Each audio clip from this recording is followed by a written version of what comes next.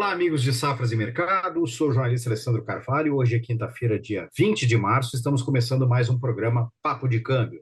Vamos conversar com o correspondente cambial, Lucas Berti, sobre as oscilações do dólar. Tem acontecido muita coisa com moeda, que mexe com todos os nossos mercados, influencia os nossos mercados agropecuários, e a gente teve a super quarta neste dia 19, agora com decisões de juros no Brasil e nos Estados Unidos. Vamos ver como isso impacta no câmbio. Eu, antes de chamar o Lucas, sempre lembro aqui no nosso canal no YouTube, Safras TV, que é fundamental que você se inscreva no nosso canal, ative as notificações, assim você fica sabendo da atualização dos nossos vídeos. Todos os dias a gente tem um programa novo, vídeo novo no nosso canal Safras TV. E em safras.com.br você conhece a plataforma Safras, tudo em um só lugar em termos de informações, análises, consultorias, nossa agência de notícias, tudo em um só lugar. Dito isso, já cumprimento Lucas Berti. Tudo bem, Lucas? Muito bom dia, Alessandro. Tudo ótimo. E com vocês no Safras, tudo certo? Tudo certo, acompanhando essas oscilações do dólar, 7 dias seguidos de queda no dólar, né? Vamos ver como é que está hoje também a moeda, vamos ver se reage, se não reage, e toda essa influência das decisões de Copom e de Fed nesta super quarta. Lucas, vamos lá, então, vou compartilhar aqui a minha tela para a gente ver a oscilação do dólar, puxando o gráfico da plataforma Safras. Acompanhando bem aí, né, Lucas? Olha só, Certo, vamos. Sim. Então, 7 dias Alessandro, seguidos de baixa e interrompendo hoje, né, essa queda, é isso aí. tivemos aí uma abertura um pouco, uma correção na abertura, o dólar chegou a sinalizar uma reversão e também para dar continuidade à queda, mas de fato agora vem sendo cotado aí em torno de 5,67, né? Uma altinha, em torno de 0,5%, acredito, nesse momento, né? Sim, Alessandro, a gente teve aí um grande, se olhar aquele escorregador ali que a gente vê no gráfico, né? Ele é basicamente eu diria assim, para resumir, um grande cenário de resiliência do real em relação ao mercado todo, global, em relação ao comportamento das moedas. Gostaria de salientar que hoje o real é a segunda moeda que tem mais performado de forma positiva, apreciada ao longo do ano de 2025, apenas atrás do rublo russo.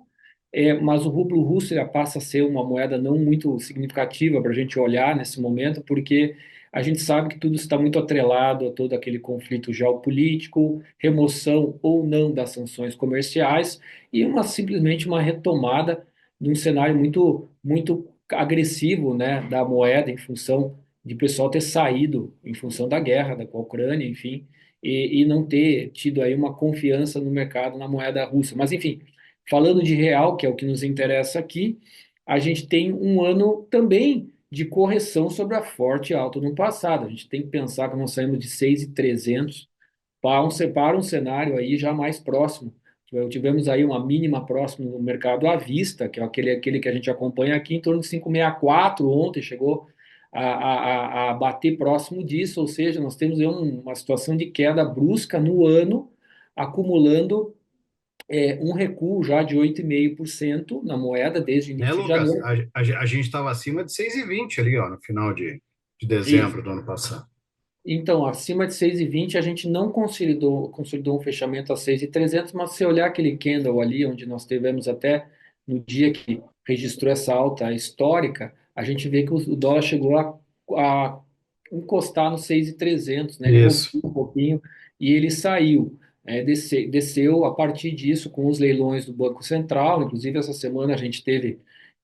Ontem nós tivemos mais leilões do Banco Central, alguns de rolagem, que realmente não repercutem muito no mercado, são volumes que não chegam a ser tão significativos, mas tivemos aí um leilãozinho também de linha, que ele também mexe um pouquinho no mercado à vista.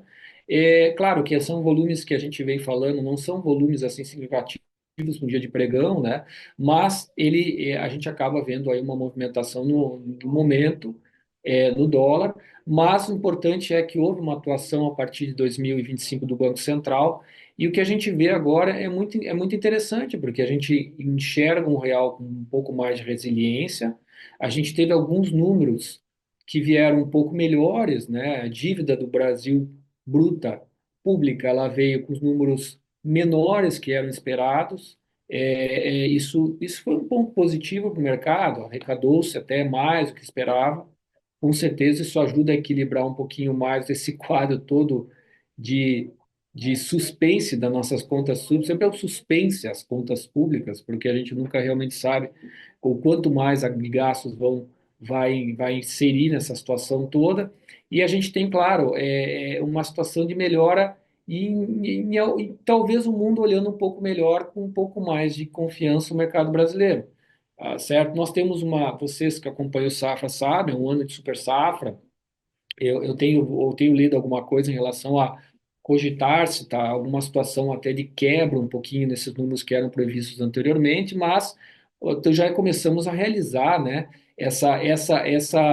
já começa-se a refletir nos nossos números esse dado do agro. O agro é o nosso grande carro-chefe, né, da economia, e sem dúvida vem sustentando a nossa economia, né, vem dando aí perspectivas muito boas e ajudando também nessa confiança um pouco que se tem, ela está muito ligado a isso, porque a gente precisa, claro, Alessandro, quando a gente teve um dólar mais alto, a gente na hora de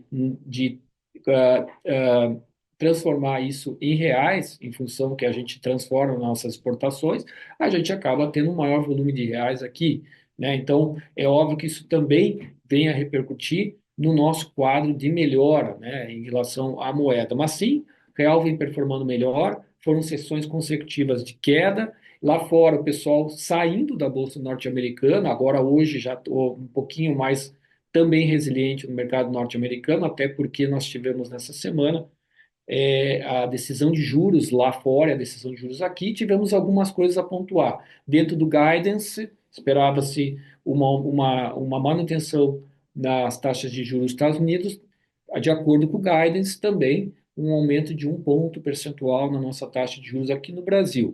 Porém, Só citando, Lucas, o Federal Reserve manteve a taxa entre 4,25 e 4,5, e o nosso querido Copom aqui no Brasil aumentou em 1 ponto percentual para 14,25.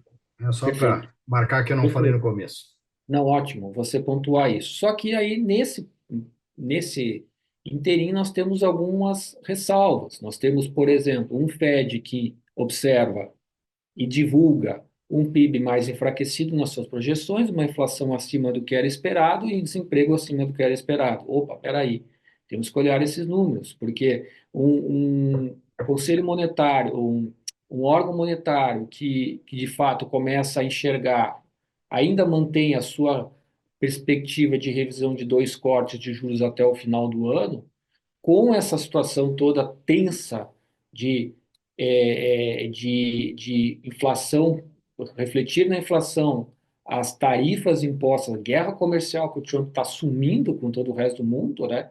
A gente começa a ter, inclusive, analistas aqui no Brasil falando que não vence se vai ter realmente essa revisão para baixo.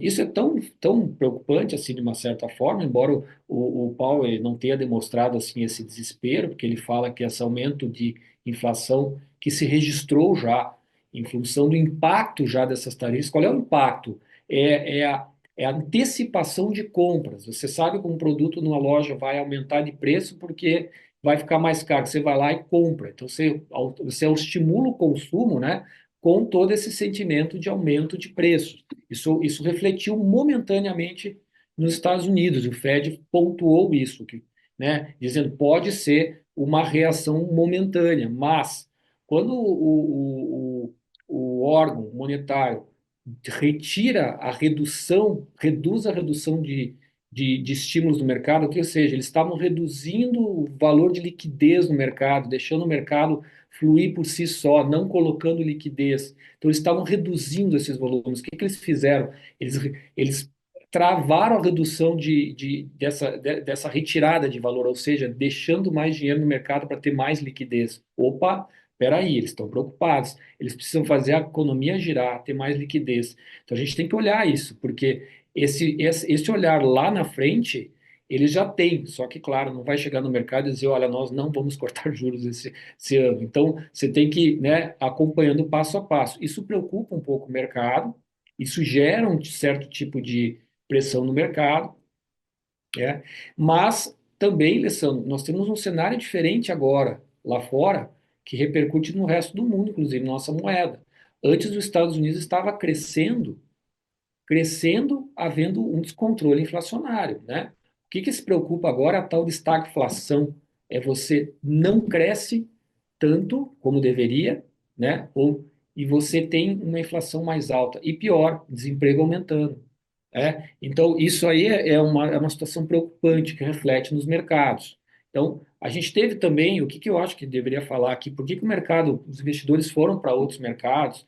Eu vou te falar, até 2, 3 dias atrás, o mercado, o próprio euro se beneficiou muito com isso. O euro teve uma reviravolta gigantesca, desde que a gente falou a última vez, em função de que previa-se um euro abaixo, até na paridade com o dólar, de um dólar, né? Abaixo dessa paridade, já aconteceu. E de repente o euro deu uma reviravolta gigantesca. Hoje está numa paridade já 1,082, mas chegou a atingir anteontem 1,095. Tá? E ou seja, o pessoal procurando já suas carteiras para distribuir. E o Brasil está entrando nessa questão, porque o Brasil, por enquanto, tem uma rentabilidade boa, né? Se você pensar nesse cenário, tivemos alguns indicadores que demonstraram um certo tipo de melhora, embora a gente esteja abortando orçamento, aí isso vai pautar muito a nossa situação aqui, porque se precisa cortar gasto, isso é uma necessidade. O próprio Copom, ao divulgar o relatório da sua decisão ontem, ele pontua, né, a gente lendo o relatório, que precisa uma ação fiscal, precisa controle de gastos, né? Então, isso a gente vai ter, o mercado está olhando isso atentamente, tá? Faria Lima está Lucas, olhando atentamente, enfim. Lucas, deixa eu fazer uma ponderação aí no meio do teu pensamento, que é o seguinte: a gente vem de 7 quedas seguidas, né? E a gente sabe que o Brasil, em relação aos dados econômicos, que o mercado sempre espera uma maior previsibilidade, né, para os seus investimentos, enfim. Não te parece que até em relação a decisões de juros, né, nesse momento o Brasil está muito mais previsível do que os Estados Unidos, né, por toda a questão de guerras tarifárias, novo governo Trump, novas decisões. E talvez por isso também acabe entrando mais divisas e pressionando o dólar para baixo. Não faz sentido o meu pensamento nesse sentido? Faz sentido, porém, o que eu denoto é que já não existe mais um sentimento tão acentuado de que no final do ano nós vamos acabar acima de 15% a Selic, entende? O BC deixou claro que, havendo necessidade de conter a inflação, ele vai atuar, certo? Ele Não, não, vai. sim, eu digo, nós Agora, estamos mais previsíveis, parece que está mais claro a condução da política monetária. E nos Estados Unidos, devido a toda essa instabilidade do começo do governo Trump, parece mais indeciso, né? E aí os investidores acabam lidando com isso também, não? em parte, sim, porque a gente deve lembrar que toda a nossa condução monetária, ela se baseia muito nos passos da economia norte-americana. O que acontece lá, a imprevisibilidade norte-americana, ela respinga no resto do mundo, certo? E com certeza nós estamos vivendo uma imprevisibilidade de acordos comerciais, né, de tarifações, de guerras comerciais. A gente está vivendo uma situação bem mais vulnerável, né? Nós temos o Trump, que está impondo tarifas, querendo impor tarifas de 100, 200% em produtos, né?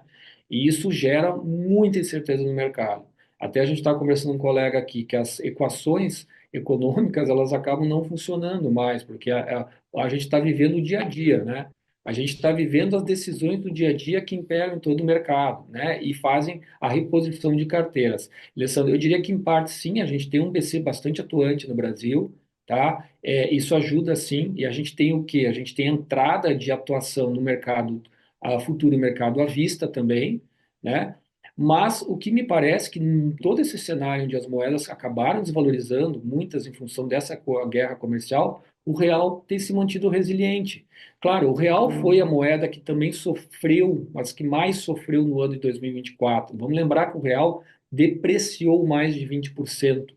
tá? Então ele vem corrigindo. Eu enxergo assim. É só ver esse gráfico aqui, né, Lucas? Olha essa subida É, aqui, ó. Olha aqui, ó. Ah, olha o que subiu aqui em exatamente. 2024. Eu acho que eu Eu não me expressei bem, Lucas. Talvez o que eu quisesse ter dito é que nesse momento o Brasil está menos imprevisível do que os Estados Unidos, porque o Brasil também tem a sua imprevisibilidade, principalmente levando em conta as contas públicas, questão fiscal, que continua nebulosa, a gente não sabe bem o que vai acontecer, não está nada muito claro, mas agora, com o novo governo Trump, ficou, né, o cenário americano e mundial também muito difícil de prever. Isso talvez acabe para os mercados emergentes, o mercado brasileiro, né, sendo favorecido em relação à entrada de divisas. É mais ou menos esse o pensamento que eu quis colocar. Eu concordo. Eu acho que, de fato, a gente tem uma visão mais previsível do que vai acontecer até na postura do nosso governo. Temos uma postura de governo expansionista, né? Entendeu? Embora o BC haja esteja tentando agir de forma contracionista, né? Justamente para que a gente consiga travar essa inflação.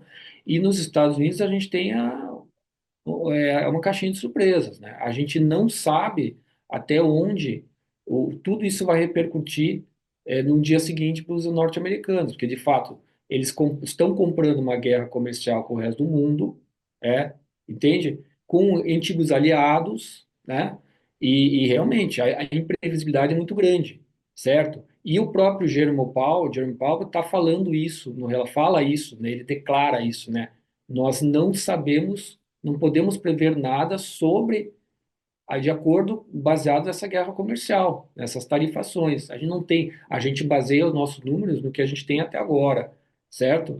Agora, Alessandro, de fato, os Estados Unidos ele repercute em todo o mundo. O fato é que a gente já consegue se blindar às vezes e ser inclusive uma opção de carteira, porque quando você tem um país que aí dá uma rentabilidade boa, né, numa economia que não está desenfreada, né, com descontrole inflacionário, nós temos uma inflação alta, né, se a gente pensar do que a meta prevê, mas ele não está, não é uma inflação descontrolada, né, não estamos com embate direto com os norte-americanos, né, como o México está tendo, como o Canadá está tendo, como a União Europeia está tendo agora, como a China, né?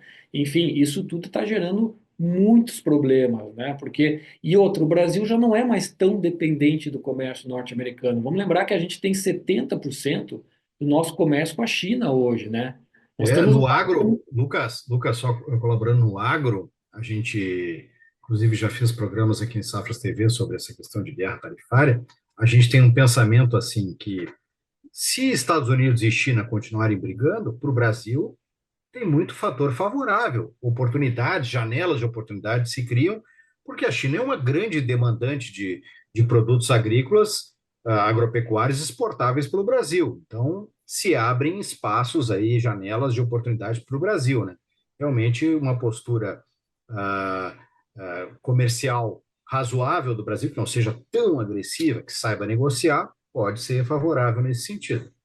sim, com certeza. De fato a gente tem o que o mercado hoje ele é muito dinâmico também, né? Os parceiros eles se constroem muito rapidamente, né?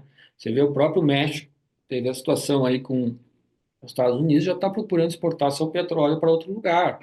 Então o mercado tem esse dinamismo, né? Existe aí uma situação mais dinâmica. Outra coisa, Alessandro, vamos falar, pontuar uma coisa muito importante. China vinha numa desaceleração econômica, né? Anos 2023, 2024, China teve uma desaceleração econômica. E agora o que a gente percebe é o governo chinês reafirmou que ele quer voltar a fazer a China crescer 5%, né? Ele quer gerar liquidez não nesse mercado somente de papéis, enfim, né? Ele quer gerar liquidez no mercado real, que é o que? O mercado de infraestrutura, o mercado imobiliário, que está bastante fragilizado lá na China. Porque existe aquilo que a gente conversa sempre sobre a questão cultural, né? É mais fácil fazer um norte-americano gastar que um chinês. Culturalmente, o chinês ele viveu na história dele, né, as crises, ele viveu a fome, ele viveu a miséria, sabe? Então você herda dessas gerações um controle do seu consumo, um controle de segurar o dinheiro, Não tá, sabe? O chinês é mais regrado nisso. Então, e nos Estados Unidos, lembra que a gente sempre conversou que o grande desafio de controlar a inflação é também você controlar a cultura de gasto, né?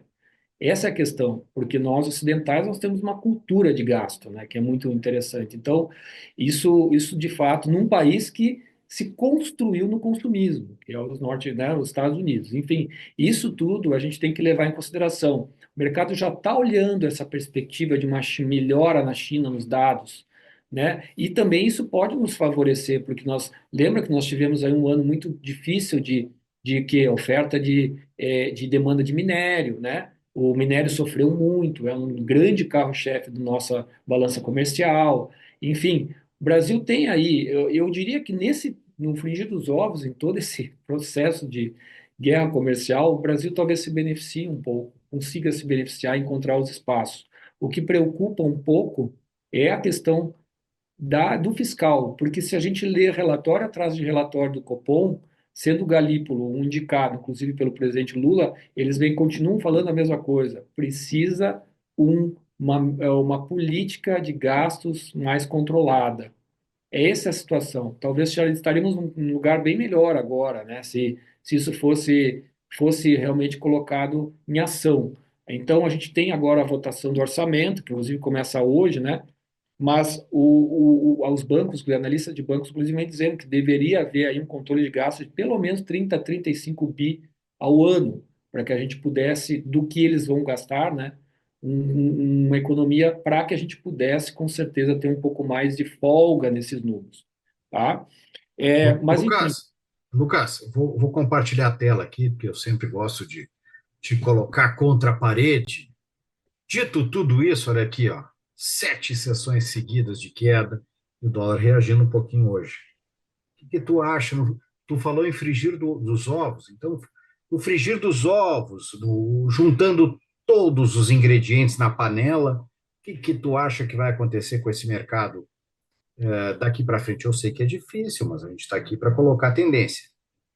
vamos colocar nesses termos. Eu acho que pode acontecer com esse mercado, né? Que é a única coisa que eu consigo realmente colocar. O que poderia acontecer com o mercado? Eu acho que nós chegamos a atingir um patamar que rompeu o 567. Para mim era um fundo, tá? Se voltar a testar o 564, acho que pode romper e trazer o dólar a 557. Pelo menos no 555 a 557. Talvez o 555 seja mais o meio do caminho, tá? Que seria, Alessandro, aquela banda de oscilação que nós vínhamos falando, que iniciou lá em junho, o fundo, lá em julho, desculpa, em julho de 2004, não, primeiro eu acho que foi ali em junho mesmo, né? Em torno entre 5.400, vamos arredondar aqui, e até 5,67, mais ou menos, tá? No A meio gente tem desse um caminho, fundo, a gente tem esse fundo forte aqui, ó, quase triplo exatamente. aqui, ó, em É. 5,37, 5,40, né? Eu, de fato, acho que se o dólar romper abaixo dos 5,6, novamente abaixo dos 5,64, testar os 5,60 também e romper um pouquinho mais, ele vem aos 5,55 mais ou menos. É mais ou menos o intervalo que eu vejo. Eu acho que isso é muito plausível, pode acontecer, tá? Pode acontecer até até o nosso próximo programa. Não vejo um limitador para isso, sabe? Acho que, de qualquer forma, por enquanto, né, com a repercussão toda, a gente tem que ver essa repercussão do orçamento.